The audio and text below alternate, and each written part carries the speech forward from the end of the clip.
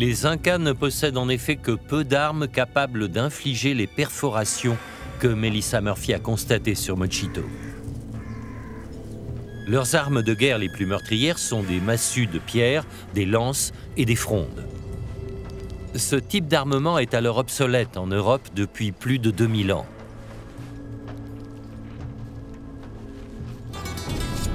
Lorsque Pizarro et ses conquistadors arrivent en 1532, l'armée inca est équipée de ces armes de pierre.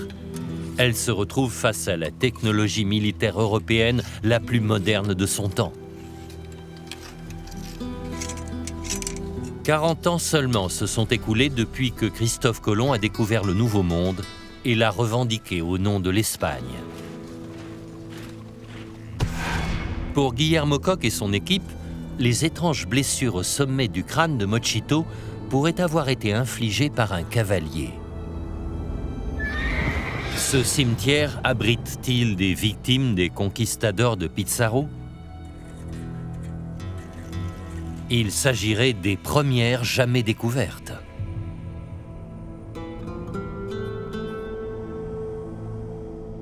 Une blessure sur un autre crâne établit peut-être à nouveau un lien avec les conquistadors, mais d'une manière encore plus spectaculaire.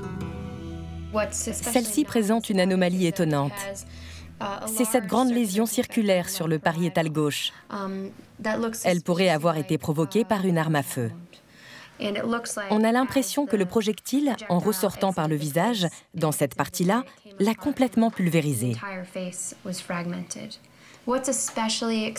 Ce crâne est exceptionnel, non seulement parce que nous avons les blessures d'entrée et de sortie, comme je viens de le montrer, mais aussi parce que j'ai retrouvé le bouchon osseux qui se trouvait dans cette position à l'intérieur du crâne. C'est une découverte qui pourrait se révéler capitale. Il s'agirait du premier cas étudié de blessure par balle dans le Nouveau Monde.